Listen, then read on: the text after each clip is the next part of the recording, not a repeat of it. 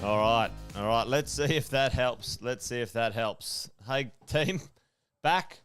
Maybe a quick, shorter one today, but anyway, we shall see how we're going. But let me know if that's a little bit more stable for the streaming this morning. Who knows? We shall see. Technology. I don't know if anyone's got kids who like to play some games online. My son, quite keen on that. And we installed some VPNs and some protection mechanisms on our internet just to make sure that, nothing untoward happens. And maybe that's what's causing some issues on the live streaming. Anyway, we shall see. Anyway, good to see you guys back hanging around. Welcome back to Wealth Coffee Chat, take 2 this morning. Hey, question for you, for those listening in right now, those that hung around. If you were, let's say, I'm going to quickly go to this. If you, as we're going along, we're sitting here in the world of buying a property. We're in one of the phases, which is acquisitions. We're in this phase, and you've got a certain choice to make right off the bat, and you're saying, all right, well, what am I going to do? My first deal or my second deal? I've got a certain amount of borrowing power. I've gone and chatted to the finance team, and they can give me some money. Let's call it, $750K or thereabouts, 650, 700, whatever it is, whatever we're talking about, right? And let's have a look at that. You were there. You've got a bit of spare cash flow in your pay packet. My question to you, would you choose a cash flow property or a growth property? Cash flow or a growth property, and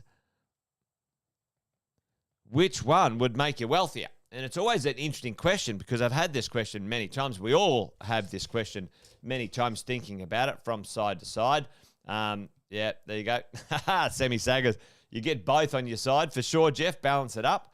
So it's an interesting one. We were talking about this the other day about, in areas that get more growth, we tend to make a choice. Growth if you have the ability, Tim. It's interesting. All right, so let's have a bit of a look at a little bit of a calculator, a bit of a spreadsheet on the scenario. And this is, again, a rough scenario. There's plenty of different ways, going around. If you have a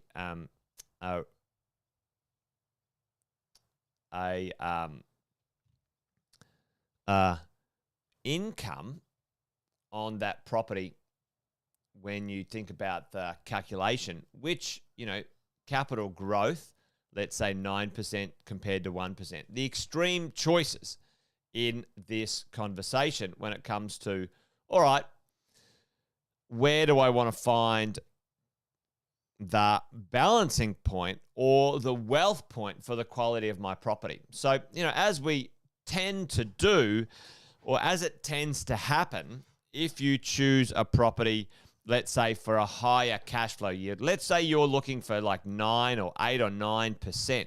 Tell me in the chat, if you're looking for 8 or 9%, where do you tend to find that type of rental yield? Like everyday buy and hold regular yield. Luke's already got his cash flow properties in check, which is awesome. So, where do you tend to find those types of properties, the higher cash flow, higher yielding properties? Well, it tends to be regional, right? So if you're looking at, a certain location, infrastructure, CBD, beach, employment hubs, whatever it is, the further you get away from those, often the higher the rental yield becomes, right? So you end up, Blackwater. Don't go to Blackwater, Jeff. You're dead right. So you tend to be regional, okay? And what happens, it's not exact, but, you get a higher cash flow out there. And when you get closer to a certain piece of infrastructure or something that someone wants to be close to, shops, schools, whatever, blah, blah, blah, then the inverse proportion happens. Your rental yield tends to go down. And so where we go. So if we have a look let's look at the extreme. We went for cash flow over a 10-year period. What would it look like? And this total yield here is the total growth. And over a 10-year period, folks, that's the total yield over 10 years. Right? So let's have a look at the 10-year outcome of a property. Let's say we're in a location where growth is very unexpected, but we've got a high rental yield. So we've got a high rental yield of 10% on our property. We've got a little bit of growth with it. And then, the total all up over those few years. And then the interest, because we're paying interest, we're doing interest only. And our net outcome after our interest and our capital growth, $378,000, right? So that's fantastic. We're up, okay, as we go along. Now, if you go to the other extreme and you go, I'm going to get a 9% capital growth on the property and a 1% income, then, what does that look like when it comes to our yield, okay? So, let's have a look at growth plus the rental yield minus our interest, and then we end up with a better outcome, $725K, right? So when we're looking at this type of thing, team, the difference between the net difference, if you can, afford from your own pocket and cash flow over 10 years, okay, over 10 years is pretty significant. All right, so let's just quickly do the math on that one. Should have had my calculator ready. 725 minus, 378 is $347,000. All right. So let me ask you that question. For you, if you have, like Luke said, if you've got the capacity, and maybe you have to put a bit of extra money out of your pocket into the deal, maybe the property. Let me ask you this question. It's probably a better question in the chat. How much extra, so how much on top, how much input over and above what the property pays for itself, how much would you be prepared to put in every year into a property every year to create $347,000 worth of wealth? How much? What would you put in dollar terms? What would you be prepared to put in? Because this is a question, let's say if some of us don't have the capacity to buy 3, 5, 10 properties, but we've got a little bit of extra cash flow, but it's not enough extra cash flow or servicing to get us that next deal. Question.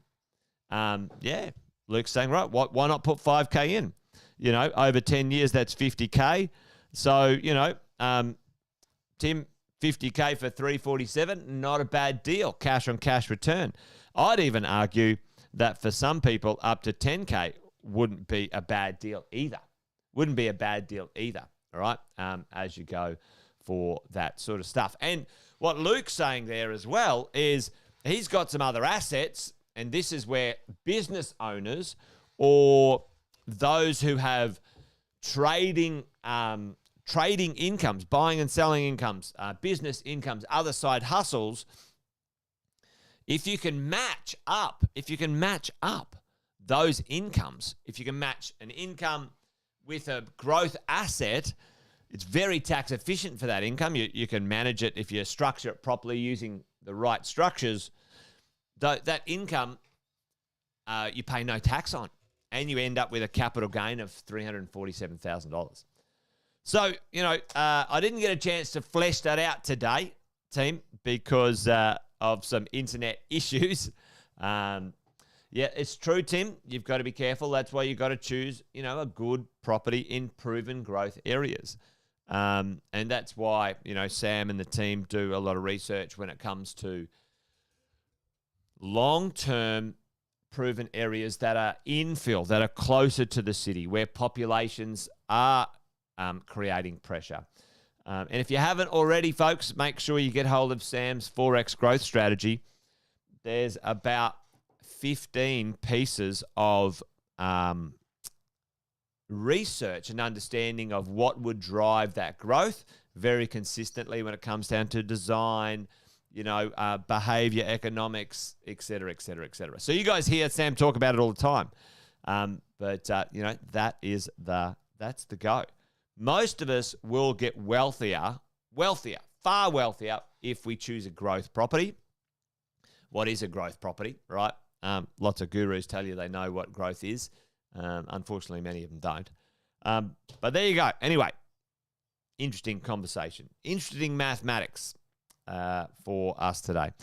Didn't get a chance to flesh it out, unfortunately, but maybe I'll circle around for a version 2 of this tomorrow and spend a bit more time on chatting to you guys about these types of things. Because as interest rates go up a little bit, maybe our choices are a little bit more restricted when it comes to the volume, the number of properties we can buy. And buying one good one for the moment is certainly essential for us as property investors. Anyway, there you go, folks. Wealth Coffee Chat done this morning. I did turn off the VPN, and it worked. It helped. There you go. It stopped it being an issue with the internet. Anyway, folks, you work these things out as you roll. You guys be good, be well. Join me tomorrow for another Wealth Coffee Chat. Thanks for joining me for today. Over and out, done and dusted. Yeah, absolutely. Bit of a win-win there for sure too, Luke. For sure. Yeah, we want to be 5% or more in our growth. There we go. For those sorts of things. All right, team. Be good, be well. See you tomorrow. Bye-bye.